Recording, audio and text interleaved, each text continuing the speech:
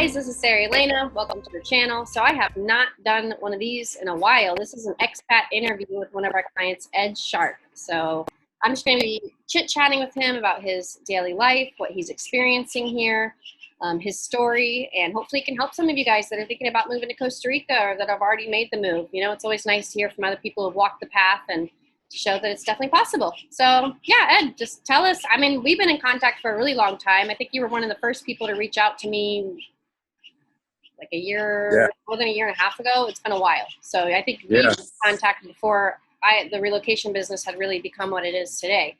So yeah, it was like a whole different world pre-COVID, you know, and then COVID hit and it's like, whoa, there's a lot of adaptations you have to make. Yeah, but yeah, watching your videos early on was kind of a lot of my homework in making the move here. And one of the things that I got most out of your videos is just kind of like the mindset. Because earlier you were talking a lot about mindset, and that was one of the things that really helped me coming here, because you have to have realistic expectations. It's not like you're on vacation. It's kind of like there's a lot of great stuff here in Costa Rica, but there's things you have to overcome, and not just the everyday things that are hard to do, like laundry and things like that, but just like the mental things of leaving one country and your family and friends in one country and coming to a whole new country. So your experiences and your videos were really helpful for me, you know, being prepared for what was ahead. Not that I'm totally got it yet, but I'm making my baby steps for my existence here, I guess. Yeah. So then what were some of the challenges that you felt like before your move that you had to overcome? And then what are some challenges, I guess, that you faced after, even up until now? Oh yeah, before moving to Costa Rica, I sold my house, and I mean, that sounds like a pretty simple thing. And I thought it was going to be a lot more simple than it was, but it's not just selling your house. You've got the contents of your house, and you've got all the legal all the legal hoops that you have to jump through when selling a house. And just getting rid of stuff is a huge thing. And it's kind of like a double-edged sword, because it's so great to have the freedom of getting rid of this stuff, but it's so hard to get rid of some of it. Some of it's sentimental stuff that you really hate to part with, but it's like, art, what are you going to do with it? What am I going to do with this stuff in Costa Rica? You know, and then a lot of it's like, you know, junk that you buy, not necessarily junk, but stuff like electronics and things that you thought you really needed it at one point in your life. And then you're like, well, is it going to fit in my suitcase? Am I going to be able to keep it there in Costa Rica? So there's certain things that I left behind that I wanted to take with me. And what I ended up doing was, the last time I went home, I prepared a pallet to ship. And the main thing was I needed my editing computer with our standing desk and dual monitors and a custom computer I built. I wish I had done more research and spent more time like putting the palette together, because I kind of just threw it together spur of the moment, because when I got back to the States and I was like editing on that for a little while after being in Costa Rica for 3 months editing on a little MacBook, I was like, man, I have to have this back in Costa Rica. So basically I put a palette together just to get my computer office stuff and a few light stands and things like that to Costa Rica. And that's going to cost probably a couple $1,000. I'm doing that with Get It There, Jerry. But yeah, the challenge of getting stuff from the States to Costa Rica it's tough. And not just logistically, but it's like mentally, what am I going to bring? What's going to stay? What's going to go? And I was lucky enough that I had a family member that allowed me to keep a lot of my stuff in her house, or she's got a great big barn. But the last time I was there, she said, you know, I'd like you to get all this stuff out of here. You know, she's got other things she wants to do with the space. So next time I go back, which is in October, I've got to finish bringing stuff back. So I got to see what I can cram into two suitcases and maybe another suitcase. I'm not really sure. I got some fragile stuff that I'm not sure what will survive the trip. But if it doesn't survive the trip, I've thrown so much stuff away that I never thought I would throw away. And I've given stuff away. I don't mind so much giving stuff away, but sometimes you can't get people to take stuff that you really think a lot of, and people just don't want it. that was kind of one of the struggles leaving. And struggles here, mainly the struggles here were just, one of the biggest struggles was laundry. I mean, it sounds like a simple thing, but there just really aren't dryers here. So you have to dry your clothes on the line, and it's really humid here, so things don't dry fast. It is warm, but it's humid, so things don't dry fast. And then every afternoon, pretty much it rains. So it's kind of a tricky situation. People with dryers here are kind of like worship. It's like, wow, you've got a dryer in your place? Wow. Yeah, right. And then you have to run and you're like, oh no, it's raining. Ah, the laundry. Yeah. Sometimes you remember it after it had already rained and you're like, oh man, now I got to try to dry all this all over again. Yeah. Yeah, you get 80% dry, and it's like, well, I'll leave it out there a little bit longer. Then you go to town and it rains while you're gone. And you're like, oh no. It's just the little things that, you know, the internet's not quite as reliable. And I used to be able to get, if I needed some photography equipment from B&H Photo, I'd order it and be here the next day. That doesn't happen here. I mean, you just don't. You either spend a ton of money to get it, or you buy it used. And but it's good in some ways, because when you live in the States, you've got that Amazon mentality. It's like you just click. I'm going to get that on Amazon, and it's like, do you really need it? You don't say that when you're in the States. You don't say, do I really need that? When you're in Costa Rica and you need something, you're like, oh wow, I guess I really don't need that. I could live without that. I could live without that. So, but if there's something that you really can't live without, it's kind of torturous, because it's like you can't really get it. I've got a drone, and I had some issues with that. I actually lost contact with my drone recently, so it has some issues. I might have to get the new drone. I'm trying to troubleshoot it right at this point. But if I was in the States, I would be, you know, I could probably pick a used one up somewhere. I saw one on Facebook. I'm like, yeah, I don't know. I really don't want to spend the money, but what are you going to do? It's Costa Rica. You kind of have to take what you can get. Yeah, absolutely. But one of the challenges too was getting a car. I finally have a car. I was here my first 3 months. I was here. The spot that you picked for me was totally perfect, because it's within walking distance of stores and everything. And my walking distance is a lot bigger than it used to be. I've walked so much in the first 3 months I was here that I've got it. I used to be a lot chubbier than I am. I'm still chubby, but I'm not nearly as chubby as I was when I first got here. And that's a lot to do with the fact that I'd walk down to the beach, that's like a 45-minute walk, and I do a hike up the mountains and things. But strategically, you picked me a perfect spot here, because I could walk into town and get my groceries when I didn't have a car, and I still do that. I still walk into town and get stuff. But the problem is, get all sweaty and stuff. That's kind of like the worst part about having to do all the walking and stuff, because you get all sweaty. If you're in a car, air-conditioned car, you can pop in and out, but walking, you get all sweaty, but you're losing weight. So I guess that's a trade-off. Was there anything that you had brought that you were like, oh my gosh, I'm so glad I brought this? Or was there, on the other side, is there anything that you brought that you were like, why did I even bring this? This was silly. Yeah. I would never use is a hooded sweatshirt, because where I am, it doesn't get that cold here. But I was thinking I may be traveling other places. But the time I wish I had brought it with me was in the airport, because airports are so cold. Going back home last time, I was basically in a tank top and shorts, and they keep the airport so cold. And I had a really long layover. I thought I was going to get hypothermia. It was horrible. The things that I'm glad I brought, just little things like flashlights and. Well, even just a sweatshirt. I mean, every time I always bring fuzzy socks, and I bring like full winter gear to the airport, even if it's summertime, because I know the airport and the plane's going to be freezing. So some people just leave their flip-flops and everything, or they're like, oh, I'm just going to be in flip-flops for the whole time I live here. But I always do remind people, bring some heavier clothes. You know, you might need it. Yeah, definitely. And I'm glad I brought some bug spray, because you can buy it here, but it's kind of expensive. But I don't really use bug spray that often. It's like just right now, because I'm in the jungle. Most of the time, I'm not in the middle of the jungle, even though the middle of the jungle is just a few steps away. Mm-hmm. But yeah, I'm just glad that I brought all my camera gear. I just wish I brought more camera gear. I'm waiting on a macro lens I've ordered to get here, because there's so many little tiny things I'd like to photograph. But things like my iPad, my iPhone, just for communication purposes, I'm glad I have. But there were some items of clothing that I didn't really need. And for me, I kind of run I'm a hot, sweaty kind of guy. So short sleeve shirts are fine, but they have to be thin material short sleeve shirts. What you think of as thin material short sleeve shirts in the States, like here, I put one of these like a polo shirt that's kind of thick. It's like I just can't deal with it. You know, it's just so hot. You see people running around half naked, and it's not because they're trying to be sexy. It's like, you know, that they just want to be cool. You know, it's part of the lifestyle here. Absolutely.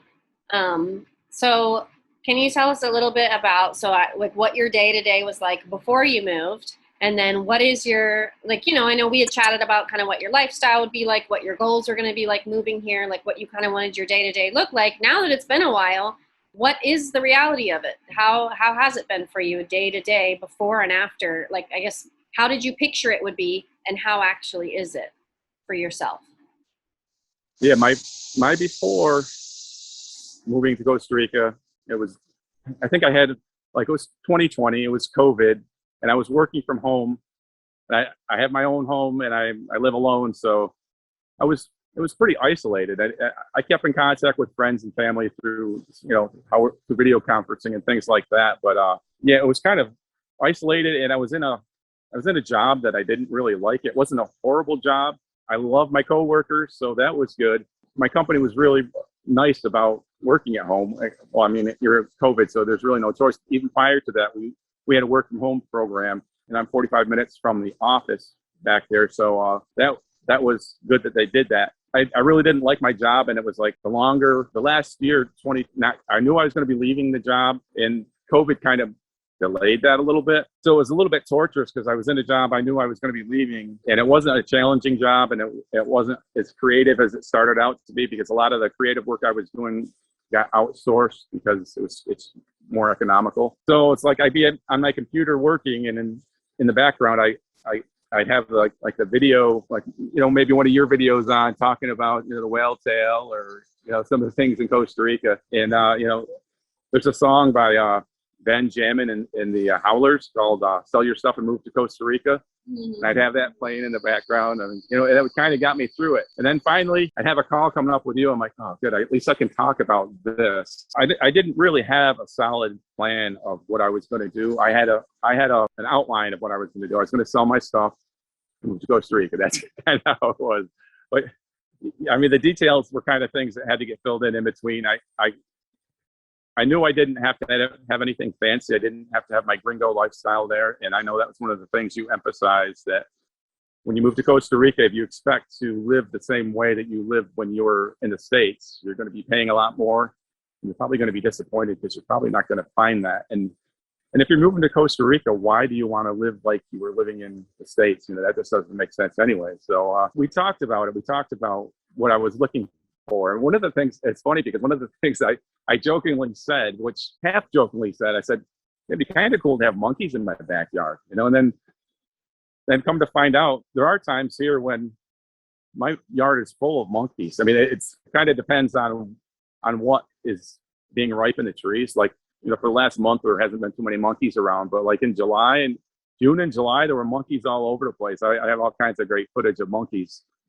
So that wish came true. I had monkeys in my backyard. I had monkeys one time. They were kind of looking in the window at me. I was kind of like, I was kind of feeling down because I had just I lost my debit card, and that was the only way I could get cash here. And I left it in the machine. I was kind of laying in bed, kind of like, what am I going to do? I'm trying to like go through my head what I was going to do, and I heard all this racket outside. I thought it was a dog or something, but a bunch of monkeys out in the tree right out by my window, and they're kind of like looking in. They're going back and forth, and that kind of changes your whole mood. It's like, oh, things kind of stink here, but it's like, the situation isn't great, but I've got monkeys in my trees out here. So yeah, it's kind of like, and that's the norm for me now. It's like I go out for a walk and there'll be a monkey peeking down from a tree or something. You're like, of course I'm going to stop and make faces at the monkey if nobody's looking. But you know, it's the norm for me, you know, seeing monkeys, you know. And when I go out, there's a soda I go to that was recommended to me by Augustina, and it's Rancho Donna Maria. It's got a really nice place to sit by a stream, and I sit there and you watch the little iguanas and birds flying around, and it's todo tranquilo, todo tranquilo.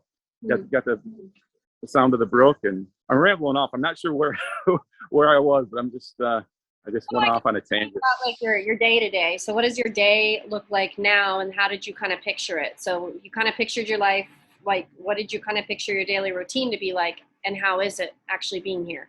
I'm just kind of starting to get into a groove now that I've got a car. So a lot of my day now is just trying to get things functional. I've got the car, so I have that going, and I'm trying to get a routine where I'm on when my computer gets here with my editing software, things will get into a routine I can get into. I've got so much video that I need to edit. It's literally painful because I'm not sure if you work on a big computer or a little computer, but I'm used to a computer like this, that's like mount like this.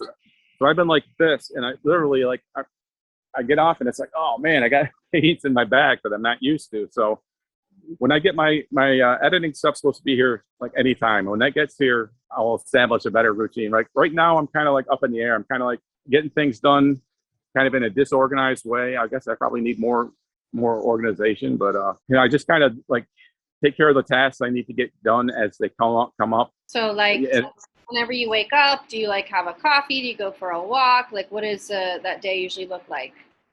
Yeah, I wake up. I've always, even when back in the States, I woke up probably about 4:30 in the morning, and here I always wake up real early. I like to go out and listen to the jungle wake up. I wake up before light, and I'll have a cup of coffee and listen to the jungle wake up. And then some days I do a couple hour hike to get the day started, and because it's hot here, and you really want to get everything done, before the sun comes up. So ideally, I leave here at 5:30, and I'll do like a 2-hour hike. Not every day. Some days some days it'll be a 6-hour hike, but it's something I love to do. It just and it's up the mountain too, so it's quite a workout. I know that mountain. Yeah, yeah. You did your escape up there with your horses during COVID, I think. That mountain, yep. Yeah, it's crazy driving up there. I never thought I'd be able to drive up there, but I've been up there a couple of times. All right. And like the drive to San Isidro is kind of crazy too. Yeah, I lived at the top, and then you just go down. Yep, I live right up there. Once you hit the pavement, you make the pavement, that little paved part, you're like, all right, I made it. One of the things I wanted to point out, one of the most important things when you get here is, well, even before you get here, is your connections. Because you were my first Costa Rica connection, and you connected me to Victor, my landlord. And Victor is really, he's more than a landlord. Victor's like, he's younger than me, but he's kind of like my big brother. He watches out for me. He recommends mechanics, and he gives me advice on everything from where to go to get your tires fixed, or he recommended a good mechanic in San Isidro, and his name's Josue, and he's become a friend of mine too. So it's like you have all these people, and I've got so many Tico. I probably got more Tico friends than I do expat friends. I still have a couple of really good expat friends that I met through your Facebook group, and we go out and have breakfast and stuff once in a while. But a Tico family in Golfito that I go visit once in a while, and they're playing board games with them. It's kind of like my excitement. It's like there's all this stuff here in Costa Rica. There's all this excitement in wild and jungle animals, but it's really the people, like the people that you meet and hang around with. And I think that after all the excitement clears down and the honeymoon period is over, it really is about your personal connections with people. One of the first Ticos I met was my friend Denier, who's got a coffee plantation, right, a coffee place up towards San Isidro, and he would help me with my English every time I met him at El Mercado. My pronunciation is awful. My Spanish is horrible, but Ticos are so friendly, and that's kind of, it wasn't surprising because I'd heard that, but it kind of was surprising because it's like you're just not used to people being that way. And then after 2020 of not being around people that much, then you're somewhere and you're mingling more. Not that you can mingle more than you can in the States now, but it's, we're in a different phase of the virus, so people are kind of dealing with it, and everybody's still wearing masks and stuff. But you do some mingling around, so yeah, kind of went off and. Yeah, I would say like integrating with the culture is really important, and that's awesome that you've been able to do that. Like you've taken the time to get to know people here. And yeah, they're just absolutely wonderful. I've had many Costa Rican little time, places where I've lived and things that I've done in the past with my daughter. I felt like I've had these little pockets of people that have just treated us like family. And I can say that's definitely made a huge difference for me in all my years here. It was just how wonderful they are, and really, just really amazing. Yeah, especially when you're so far from home and you kind of lose contact with your family, not completely, but you're just not in contact as much as you were. It's just nice to know that there's somebody that's telling you to be careful when you're leaving. Be careful driving and call me when you get home, that kind of thing. So yeah, it comes easy to people here just to be nice. So I appreciate that. Absolutely.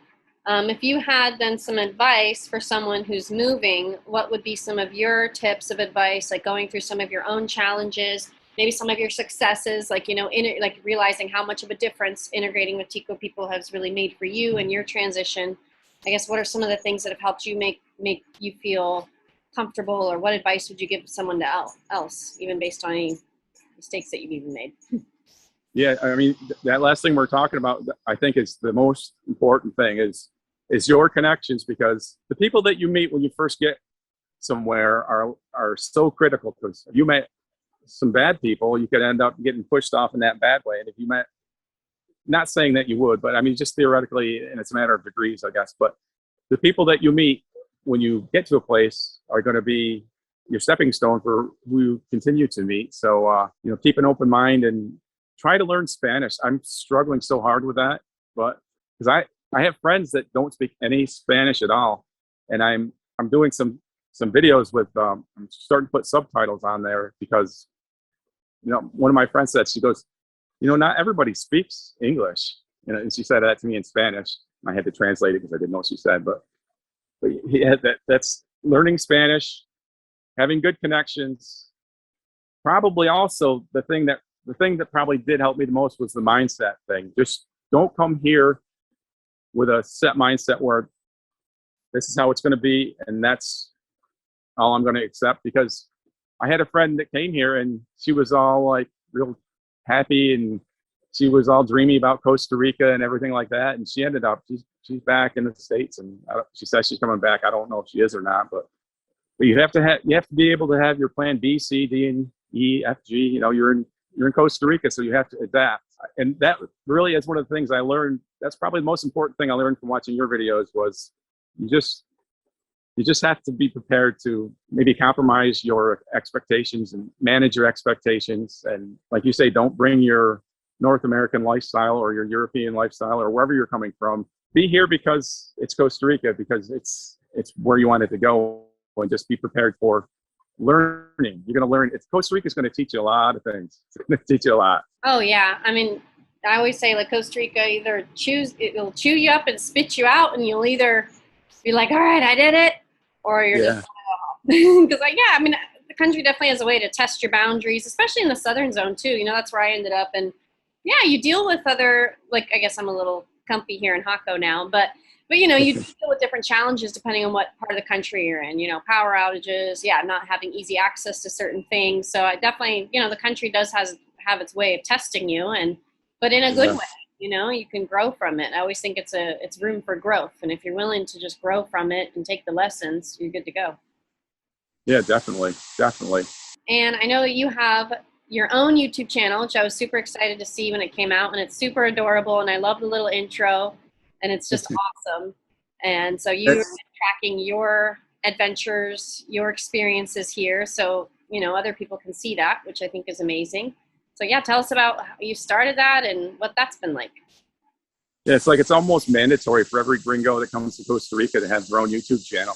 But I started it back in the States. It's kind of like a motivation for myself to kind of put down on video like what I was going through, because I would watch videos of people that had come to Costa Rica, and I saw like clips of them when they were in the States, and it's like they looked so much better when they were in Costa Rica.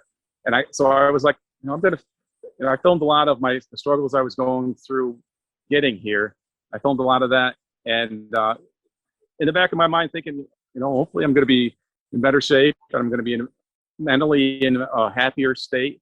And I think I have, I think that's where I'm at now. I'm definitely happier than I was back then. But Costa Rica story is what I've named it, and it's Costa Rica story.com is the website that I have the videos.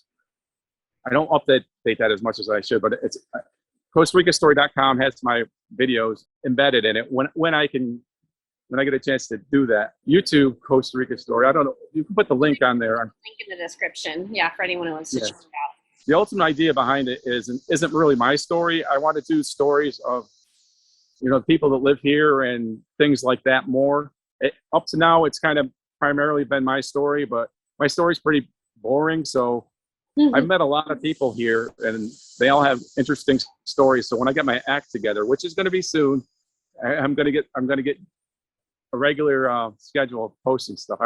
I was doing Monkey Monday every Monday for a while. Then when I went back to the States, I got out of my groove of editing, and I've got a few other distractions going on here from just from life. I need to kind of focus more. I need to, maybe this interview is enough to get me kind of motivated. So yeah. Happen with good time, there's been times where I've totally dropped off from doing anything, and then there's times where I'm pretty consistent. So hey, it's life, you ebb and flows.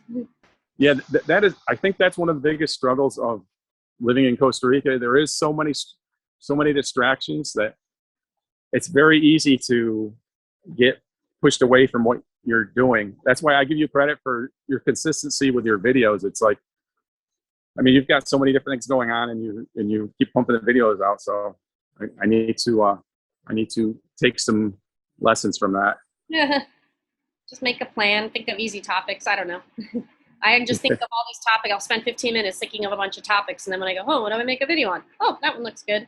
And then Well, my problem is getting the work done. The actual editing the videos. It's like such a chore on my situation. We'll see what happens when I get my office shipped in here. I'm going to do a video on a short video on how my shipping the pallet went. That's good. Yeah. Always good to hear experiences. Those guys are just down the road there. Get it there, Jerry. Get it here, Jerry. So yeah, that was kind of an interesting experience. So do you see yourself in Costa Rica long term? Or so how long has it been? Because it's been, remind me how many months it's been. I think it's been a little over 4 months. Yeah. How do you feel? You feel like do you feel at home? I know there's going to be some struggles my biggest struggle is going to be, I need to start making some money here. So I have a lot of my expat friends or my gringo friends. I like the term gringo better than expat, but my gringo friends here are mostly retired, and most of my Tico friends are working. Mm-hmm. So I'm trying to find my niche here, figure out what I'm going to do. One of the big pieces of the puzzle I'm trying to get through residency and all that kind of stuff. I kind of like, I don't know where I am on all that right now. It's kind of like things are up in the air, and I like it here. I really love my landlord, and I'm not sure how long I'm going to stay here. I'd like to stay here. That's why I moved to Costa Rica, because I didn't want to know. I was like, wait, in the States, it's like you always knew what was next. You knew what you'd be doing in a year from now. In Costa Rica, it's more open. You kind of can be more creative and let things fall into place, and just trust that they will fall into place. So, maybe just let it fall into place. It will with time. Yeah, and I have seen opportunities, actually come and go. Actually, but yeah, there's you just have to be open to things. Like I think that was one of the themes in one of your videos too. It's like you have to be open to things that you may not have planned on doing. It may be related to your aptitude or whatever, but you just keep an open mind, and don't be lazy about it, but just let Costa Rica kind of guide you, bring you along the way. It is kind of magical. There's some crazy kind of deja vu things that happened to me here, and I don't know if I'm over romanticizing it, because there is a tendency for people to over romanticize the Costa Rica experience, and you kind of have to balance that with the realities, because like my friend that left, she was kind of like, it was all magical, mystical. And then overnight she was like, yeah, I'm going home. I may come back, but I'm going home right now. So yeah, I can't afford to do that. I sold my house, and I'm happy with this country. I just need to find out find my niche. Yeah.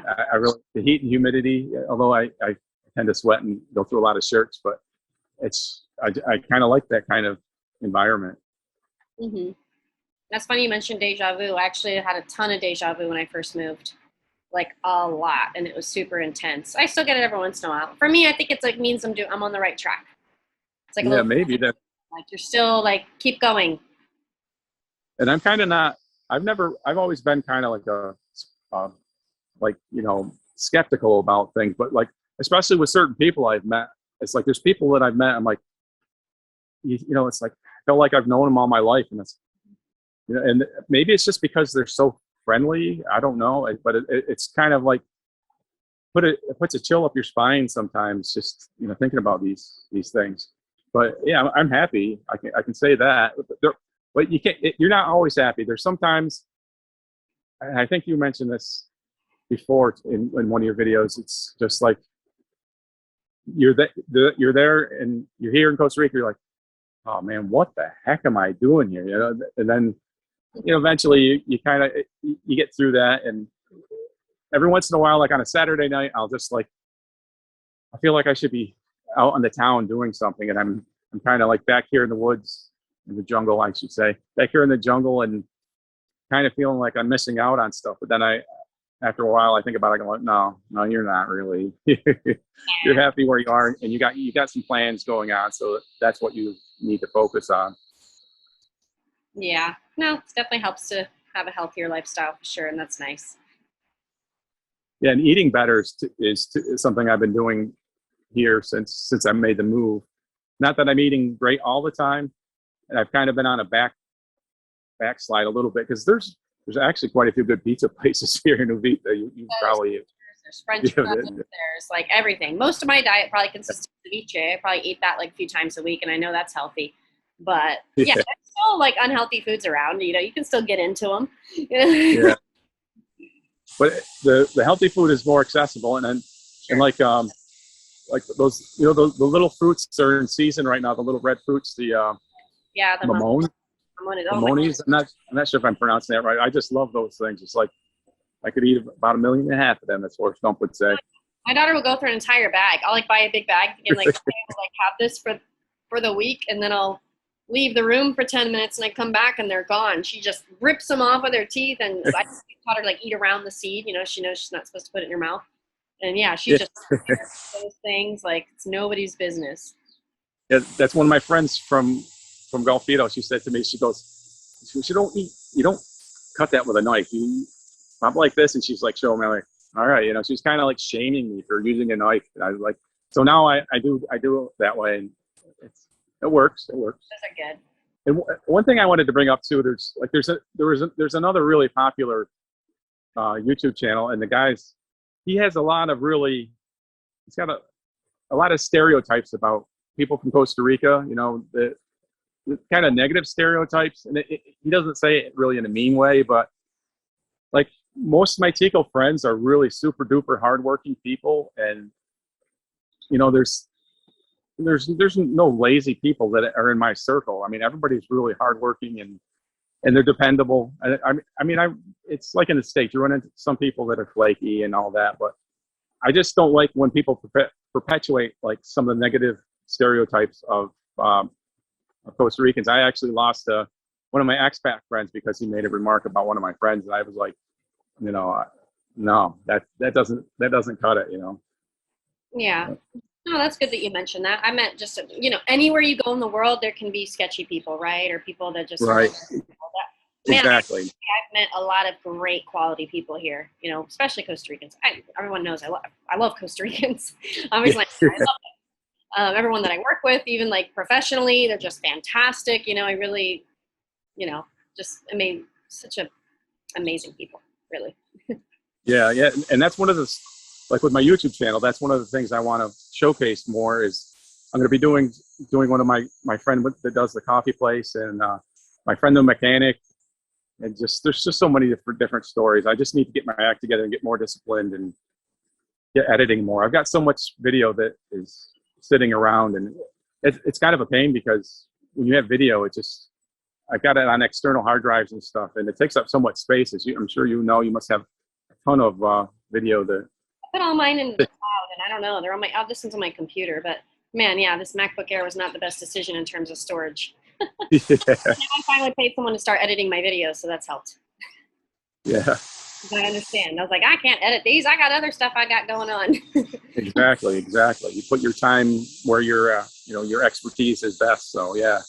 Exactly. And I love the idea about showcasing other Costa Ricans. That's something I've thought of as well, and might not steal that idea from you, because I think it's great. The more people can get those stories out there, and yeah, we talk Exactly. about our channels of our experience, but I think, it'd be great to hear from more Costa Ricans and what they Yeah. are and their experiences living in their own country. Right. And you do, I mean, the expats and gringos stuff, you do see a lot of those interviews, and they're great because we can relate to it. But I think it's really good just to see how Costa Ricans live. And I mean, that's why we're here. We're here to kind of assimilate. I think everybody's here for different reasons, but I tell my friend from Golfito, I say, soy tico in mi corazón, kind of joking around that, I'm tico in my heart. I mean, you look at me and I'm total gringo. I look like a gringo. It's kind of disappointing when I'm walking down the street and I always get like hello instead of buenos dias, because they know I'm a gringo. They're trying to be polite, Yeah. But it's funny. I was at a pool in Golfito with my friend Nathy, and there was a lot of tourists there. And she looked at me. She goes, "I get nervous when there's so many gringos around." And she looked at me, I'm a gringo, and she started laughing. So for that moment, she kind of forgot I was a gringo. So it was kind of funny. Oh, that's nice. Well, that's great that you form those friendships and, with the Tico people, and you're really getting a nice experience. Actually, we have other clients I think I want to do an interview with too, and they are actually have become like family with their landlord too. Their landlord, but they feel like more like friends. They've just said they absolutely love them. They go to each other's houses now, and yeah, they just said that they have, the people down the street all know that they live there. So they said, oh, yes, you're the one who lives over there. They said the whole neighborhood is just so lovely. So I do want to have them on too, because I know they've really connected with the Costa Rican culture, and actually a super short amount of time. They just got here a few weeks ago. And it's not. Well, it's nice too, because there's so many different towns in Costa Rica, and every town has got their own vibe. I'm sure you know. And like Ovita, it's so similar to the town I grew up in, because there's a lot of small businesses, and the people really support the small businesses, like El Mercado and all that stuff, and just all the businesses support each other and on social media and in person, and just do everything they can to help each other. Yeah, that's awesome. Well, I want to appreciate you for your time today and telling us about your story. And for anyone, watching this, I'm going to put all of Ed's information in the description. So if you do want to kind of follow him and see what he's up to, you can check them all out there. And if you happen to land in Uvita, give me a buzz and we'll go out for coffee somewhere, because I know all the best places for coffee and there you go. and breakfast and wherever. Excellent. Well, thank you for joining, and we'll be in contact as always. All right. Thank you very much.